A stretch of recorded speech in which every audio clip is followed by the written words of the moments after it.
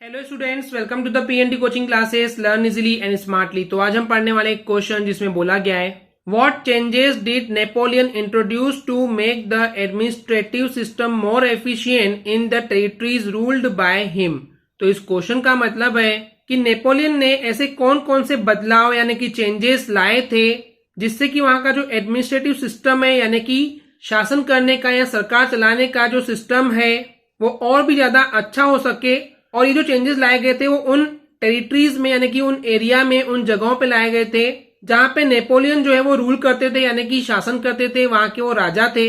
तो इस तरीके से हमको इस आंसर में यही देखना है कि नेपोलियन ने ऐसे कौन कौन से चेंजेस लाए थे जिससे कि एडमिनिस्ट्रेटिव सिस्टम और भी ज्यादा अच्छा हो सके। तो चलिए समझते हैं इसको आंसर से।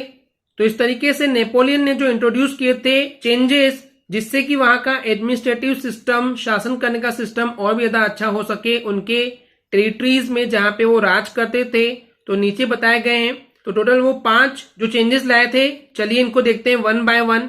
सबसे पहला चेंज था कि ये जो ह्यूज टेरिटरी थी यानी कि जो बहुत बड़ा एरिया या बहुत बड़ा प्रदेश जो था जो कि नेपोलियन के कंट्रोल में आता है यानी कि नेपोलियन वहां का राजा था, शासक था, तो उन टेरिटरीज में नेपोलियन ने बहुत सारे रिफॉर्म्स लाए यानी कि सुधार लाए जो कि ऑलरेडी उन्होंने फ्रांस के अंदर इंट्रोड्यूस कर चुके थे। और नेपोलियन के राजा बनते ही जो मोनार्की सिस्टम था यानी कि राजा महाराजा वाला जो सिस्टम था वो वापस आ गया था, रिटर्न हो गया था। एंड उसके वजह से जो डेमोक्रेसी थी फ्रांस में वो डिस्ट्रॉय हो गई थी, खत्म हो गई थी। तो आपको पता होगा स्टूडेंट्स, डेमोक्रेसी क्या होता है? आम जनता जो है अपना लीडर, नेता, सरकार, गवर्नमेंट खुद चुन सकती है। तो इस सिस्टम को नेपोलियन ने खत्म कर दिया था क्योंकि अब नेपोलियन ही वहां पे राजा बन गया था। तो क्योंकि जो रिवोल्यूशनरीज थे वो नेपोलियन के अगेंस्ट नहीं जाए, उनके खिलाफ नहीं जाए, इसलिए नेपोलियन ने क्या किया, जो रिवोल्यूशनरी थे, जो क्रांतिकारी थे, जो आजादी चाहते थे, तो उनकी जो सोच थी, जो उनके सिद्धांत थे, जो प्रिंसिपल्स थे, जो वो चाहते थे, तो उन चीजों को यानी कि रिवोल्यूशनरी प्रिंसिपल्स को नेपोलियन ने अपने एडमिनिस्ट्रेटिव फील्ड में इनकॉर्पोरेट किया यानी कि मिला लिया, ताकि जो पूरा सिस्टम है वो बहुत ही सूझबूझ के साथ, बहुत ही समझदारी के साथ और बहुत अच्छे तरीके से चल सके। तो ये था पहला चेंज जो कि नेपोलियन ने किया था। वहीं पे बात करते हैं सेकेंड चेंज की। तो जो सिविल कोड ऑफ 1804 था यानी कि ये वो कोड लिस्ट थी जो कि नेपोलियन ने चेंजेस लाए थे, उन सभी चेंजेस को बोला गया है सिविल कोड ऑफ 1804 क्योंकि 1804 में लाया गया था। और क्योंकि इसको लाने वाले नेपोलियन थे इसलिए इस कोड का नाम नेपोलियनिक कोड भी दिया गया था। और इस कोड के वजह से जो भी बर्थ के आधार पर यानी कि जन्म के आधार पर जो अधिकार दिए गए थे नागरिकों को, उनको दूर कर दिया गया या खत्म कर दिया गया। तो यहाँ पे जो बर्थ के आधार पर जो प्रिविलेजेस थे, जो अधिकार थे, वो ये था कि जो बड़ा बेटा होता है उसको ज्यादा अधिकार मिलते थे छोटे बेटे या छोटे संतान की तुलना में। तो ये जो अधिकार था जो कि बड़े बेटे को ज्यादा दिया गया था, जो भेदभाव था, इसको दूर कर दिया गया नेपोलियन के चेंजेस के अनुसार। वहीं पे थर्ड चेंज था नेपोलियन ने कानून के सामने सभी को इक्वलिटी का अधिकार दिया यानी कि सभी इक्वल है, सभी समान है, किसी में कोई भेदभाव नहीं किया जाएगा।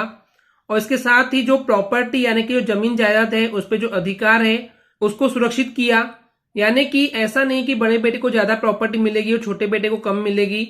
ऐसे प्रॉपर्टी को लेकर के कोई भी जो अधिकार था उसमें जो भेदभाव थे उसको उसने सुरक्षित किया कि अब ऐसे भेदभाव नहीं किए जाएंगे, सभी लोग कानून के सामने इक्वल है।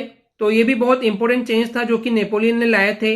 नेक्स्ट चेंज था नेपोलियन ने डच रिपब्लिक में, स्विट्जरलैंड में, इटली में, जर्मनी में सभी जगहों पर जो एडमिनिस्ट्रेटिव डिवीजन था यानी कि जिस तरीके से शासन करने की जो प्रणाली थी यानी कि जो सरकार थी, जो गवर्नमेंट थी, जिस तरीके से उसको आज डिवीजन किया गया था, बंटवारा किया गया था, उसको भी उन्होंने बहुत सिंप्लीफाइड कर दिए यानी कि बहुत ज्यादा सिंपल कर दिए। और जो फ्यूडल सिस्टम था उसको भी खत्म कर दिए।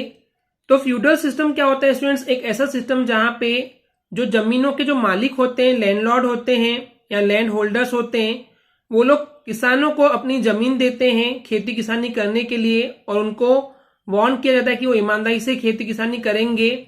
और इस तरीके से जो खेती किसानी जो करते हैं किसान, क्योंकि उनके पास पैसे नहीं होते तो वो हमेशा हमेशा के लिए उन लैंड होल्डर्स का या जमीनों के मालिकों के स्लेव यानी कि नौकर बन के रह जाते हैं। तो इसी को बोलते हैं फ्यूडल सिस्टम। तो इसको भी उन्होंने एबोलिश कर दिया यानी कि खत्म कर दिया था। और इसके साथ ही किसानों को उन्होंने सर्फडोम से भी आजाद कर दिया, फ्री कर दिया था। सर्फडोम मतलब कि जैसे जो किसान थे जो गुलाम बनके या दास बनके रहते थे तो उनको भी उनसे आजादी मिल गई थी। और जो मेनोरियल ड्यूज थे यानी कि जो बची हुई जो पैसे थे जो कि किसानों को लैंड होल्डर्स को देना था, ब्याज के रूप में बहुत सारे पैसे चुकाना था, उससे भी उनको आजादी मिल गई थी नेपोलियन के चेंजेस की वजह से। तो ये भी एक बहुत ही महत्वपूर्ण चेंजेस था। नेक्स्ट चेंज था टाउन्स में भी यानी कि शहरों में भी जो गिल्ड रिस्ट्रिक्शंस लगी हुई थी उसको हटा दिया गया था। तो गिल्ड रिस्ट्रिक्शन क्या होता है स्टूडेंट्स? ऐसी रिस्ट्रिक्शंस, ऐसी पाबंदियां जिसमें मैन्युफैक्चरर्स या फिर ट्रेडर्स को या जो बिजनेसमैन होते हैं उनको पर्टिकुलर किसी चीज के बिजनेस करने के लिए मना कर दिया जाता है कि आप ये बिजनेस नहीं कर सकते हैं।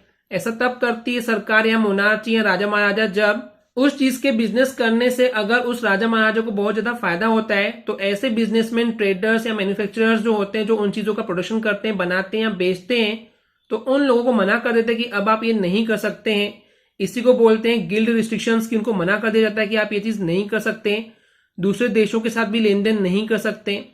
तो ये जो पाबंदियां थी, जो गिल्ड रिस्ट्रिक्शंस थे, उसको भी हटा दिए थे नेपोलियन ने। एंड इसी के साथ जो ट्रांसपोर्ट एंड कम्युनिकेशन सिस्टम था, ट्रांसपोर्ट यानी कि एक प्लेस से दूसरे प्लेस पे कुछ लाना ले जाना करना है, उसको बोलते हैं ट्रांसपोर्ट। एंड कम्युनिकेशन यानी कि एक मैसेज को एक प्लेस से दूसरे प्लेस पे भेजना हो, तो इन सभी के जो सिस्टम थे यानी कि ट्रांसपोर्ट और कम्युनिकेशन का जो सिस्टम था उसको भी इंप्रूव किए थे नेपोलियन ने।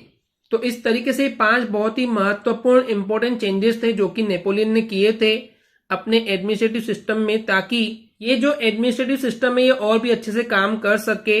ओके स्टूडेंट्स, क्लियर है? आई होप स्टूडेंट्स आपको क्लियर हो गया होगा। अगर आपको हमारी वीडियो से कुछ भी सीखने मिला है, नॉलेज मिला, तो प्लीज हमारे चैनल को सब्सक्राइब कीजिए एंड वीडियो को लाइक जरूर करें। आज के लिए इतना ही। Thank you.